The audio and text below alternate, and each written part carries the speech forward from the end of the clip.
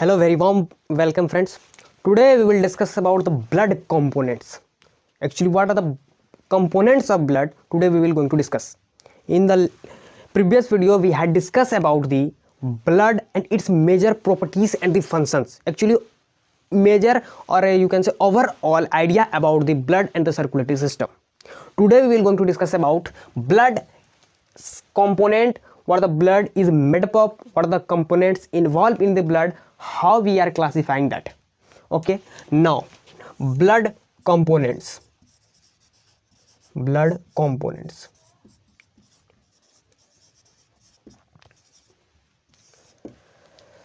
What we are doing, we are taking a blood in some container, you can say we are taking blood in some container.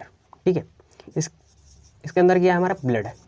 We are taking blood, हम इसको roster पर रखते हैं. Roster tube means हम इसका क्या करने वाले हैं, सेंट्रीफ्यूगेशन करने वाले हैं. क्या करने वाले, ब्लड को एक ने टेस्ट ट्यूब पर रखा, रोस्टर पे फिट किया, हमने अब इसको क्या किया, सेंट्रीफ्यूगेशन इसका किया. सेंट्रीफ्यूगेशन हमने क्या किया, इसका सेंट्रीफ्यूगेशन किया. अब सेंट्रीफ्यूगेशन क्या होता है, what is the meaning of centrifugation? Centrifugation is a technique through which we separate the solutions particle according to on the basis of size, shape and density. Centrifugation एक ऐसा टेक्निक है जिसके through हम लोग क्या करते हैं, किसी भी जिस भी सॉल्यूशन का सेंट्रीफ्यूगेशन करना पड़ता है उसको एक ट्यूब में रखते हैं, एक रोस्टर रहता है जो कि उसको बहुत तेज़ी से घुमाता है. उस रोस्टर के अंदर रखा वो रोस्टर उसको बहुत तेज़ी से घुमाएगा, जिसके वजह से क्या होगा, वो डेंसिटी, शेप और साइज के अंदर से उसके जो जितने भी कंपोनेंट, सॉल्यूट के अंदर जितने भी पार्टिकल, सॉल्यूशन के अंदर जितने भी पार्टिकल्स होते हैं वो सेपरेट हो जाते हैं on the basis of a shape, size and density. वो सेपरेट हो जाएंगे. ठीक है, जब हमने ब्लड का सेंट्रीफ्यूगेशन किया, हमें देखने को क्या मिला,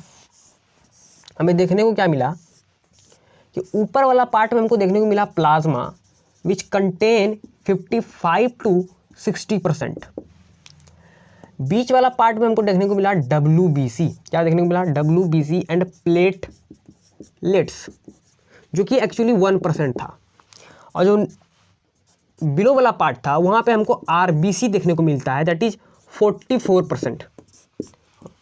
ठीक है, अगर आप देखें ब्लड के अंदर कितना पार्ट किसका होता है, तो 55% हमको क्या देखने को मिला, प्लाज्मा.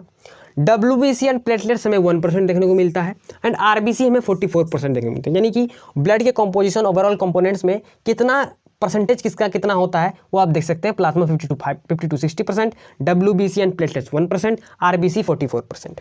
देखिए जो प्लाज्मा होता है ना, ये जो प्लाज्मा है actually it is not a cellular part of a blood. ये सेलुलर पार्ट नहीं, सेलुलर पार्ट नहीं है. इसका कहने का मतलब it is not made up of cells. Simple, in a simple way we can say it is not made up of cell, so it is termed as a non-cellular part of a blood. What is that? That is plasma. And WBC, platelets and RBC are the cellular part of a blood. What? Cellular part of a blood.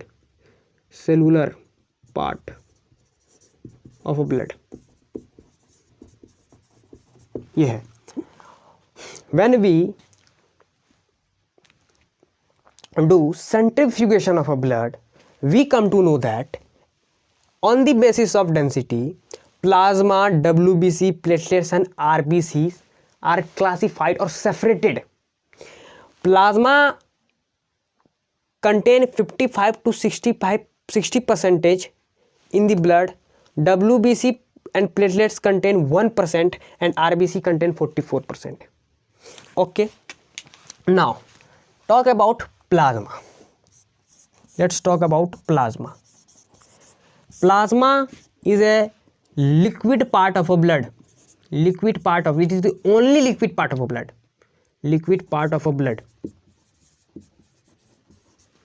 Second thing, it is yellowish in color.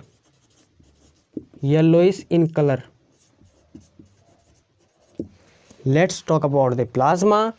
About plasma is the only liquid part of a blood. The second thing, it is yellowish in color. Okay, what does plasma contain, sir? Plasma क्या contain करता है उसको देखते हैं. Plasma के अंदर जो होता है H2O यानी वाटर 90 to 92% होता है. The first thing you have to remember. The second is it contain some inorganic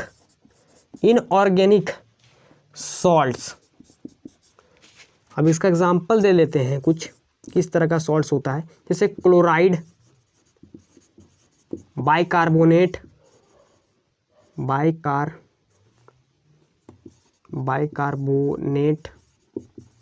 carbonates, phosphate, chloride, bicarbonate, carbonates और phosphate of Na, sodium, calcium, potassium and manganese. Means plasma contain inorganic salts, sodium chloride, sodium bicarbonate, sodium carbonate, sodium phosphate. It all calcium chloride, calcium bicarbonate, calcium carbonate, calcium phosphate. Potassium chloride, potassium bicarbonate, potassium carbonate, potassium phosphate.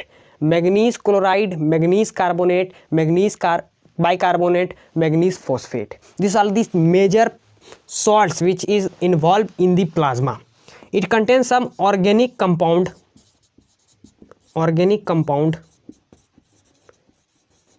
that the first is plasma protein. First one is plasma protein, very important, plasma protein. The second, third, many organic compound, that is urea, uric acid, some respiratory gases. The major organic compound, that is plasma protein, very important thing.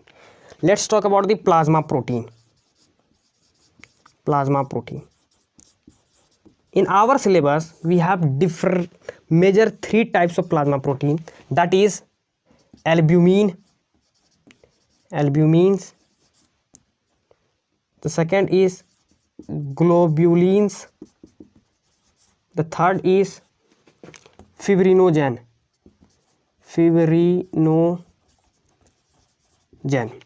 What is the major work of albumins, globulins or fibrinogen? Let's first talk about the fibrinogen. Fibrinogen is a clotting factor. Means it prevents the excess bleeding. ठीक है, ये clotting factor है, clot करने में काम करता है। ग्लोब्यूलिन्स का काम क्या है? ग्लोब्यूलिन्स का काम है एंटीबॉडीज को तैयार करना। क्या काम है? एंटीबॉडीज को तैयार करना। एंटीबॉडीज को तैयार करने का मतलब क्या है? देखिए, ब्लड जो है, देखिए हमारे शरीर के अंदर different types of pathogens, foreign agent, जिसको हम लोग बोलते हैं, तो जर्म्स एंटर हो जाते हैं, उसको मारने के लिए हम लोग तोप तैयार करते हैं। ठीक है, जिसको बोलते हैं एंटीबॉडीज। तोप है, तोप, इसको मिसाइल है, इसको मारने के लिए। ठीक है, वो ग्लोब्यूलिन्स बनाता है। एल्ब्यूमिन्स का काम है ऑस्मोटिक बैलेंस को मेंटेन करना। ऑस्मेटिक बैलेंस यानी H2O के बैलेंस को मेंटेन करता है। ठीक है, ओवरऑल हमने क्या जाना कि ब्लड कंपोनेंट तो प्लाज्मा होता है, WBC, प्लेटलेट्स और RBC होता है। कैसे हमने जाना? हमने क्या किया, एक कंटेनर में ब्लड लिया, उसको सेंट्रीफ्यूज किया, लेकिन ब्लड लेते ही क्या हो जाएगा? क्लॉट हो जाएगा। क्लॉट ना हो इसलिए उसमें नॉन क्लॉटिंग फैक्टर हमने डाल दिया था। जब उसको रोस्टर पर सेंट्रीफ्यूगेट किया जाता है, हाई स्पीड में रोटेट किया गया, तो अकॉर्डिंग टू डेंसिटी वो डिवाइड हो गया। प्लाज्मा 50 to 60% में कंटेन करता है ब्लड के अंदर, WBC प्लेटलेट्स 1% करता है, RBC 44% करता है। WBC प्लेटलेट्स और RBC सेलुलर पार्ट है ब्लड का, लेकिन प्लाज्मा नॉन सेलुलर पार्ट है। अगर बात करें प्लाज्मा की, plasma is the only liquid part of blood, it is yellowish in colour. क्या इसके अंदर, प्लाज्मा के अंदर क्या होता है? सिर्फ वाटर होता है 90 से 92%। इनऑर्गेनिक सॉल्ट्स होता है इसके अंदर लगभग 1 to 2%। एंड जो ऑर्गेनिक कंपाउंड होता है उसके अंदर 7 to 8% होता है। ठीक है, अब इनऑर्गेनिक सॉल्ट्स होते हैं इसके अंदर, जैसे sodium chloride, sodium bicarbonate, sodium carbonate, sodium phosphate. तो डिफरेंट सोडियम और कैल्शियम और पोटासियम और मैग्नीज के क्लोराइड्स, बाइकार्बोनेट्स, कार्बोनेट्स और फॉस्फेट सॉल्ट्स मिलते हैं इसके अंदर। ऑर्गेनिक कंपाउंड में मोस्ट इंपॉर्टेंट है, that is plasma protein. Plasma protein 3 प्रकार के होते हैं, एल्ब्यूमिन्स, ग्लोब्यूलिन्स और fibrinogen. Fibrinogen is a clotting factor, ग्लोब्यूलिन्स is a antibodies, जो कि ग्लोब्यूलिन्स एंटीबॉडीज का निर्माण करता है। ग्लोब्यूलिन्स डिफरेंट टाइप होते हैं, गामा। तो एक्चुअली जो ग्लोब्यूलिन्स होता है उनका काम होता है एंटीबॉडीज को तैयार करना, ठीक है। एल्ब्यूमिन्स का काम होता है ऑस्मोटिक बैलेंस को मेंटेन करना, यानी H2O का बैलेंस मेंटेन करना शरीर के अंदर। अब देखिए फिब्रिनोजेन एक क्लोटिंग फैक्टर है। अब मान लीजिए हमने क्या किया, प्लाज्मा से फिब्रिनोजेन ही हटा दिया। जब फिब्रिनोजेन हटा देंगे तो इसका जो नाम है प्लाज्मा से क्या हो जाएगा, सीरम हो जाएगा। क्या हो जाएगा इसका नाम, सीरम। सीरम क्या है, when you remove fibrinogen from the plasma that is then it terms as a serum, वो सीरम कहलाने लगेगा। सिंपल सी बात है, then it terms as a serum। Blood components का प्लाज्मा के बारे में डिस्कशन था। This is all about, today we will discuss only about the plasma, because if you will going to discuss about the RBCs तो बहुत लंबा video बन जाएगा। So today we will only discuss about the plasma. मिलते हैं next video में, तब तक के लिए धन्यवाद। जय हिंद, जय भारत।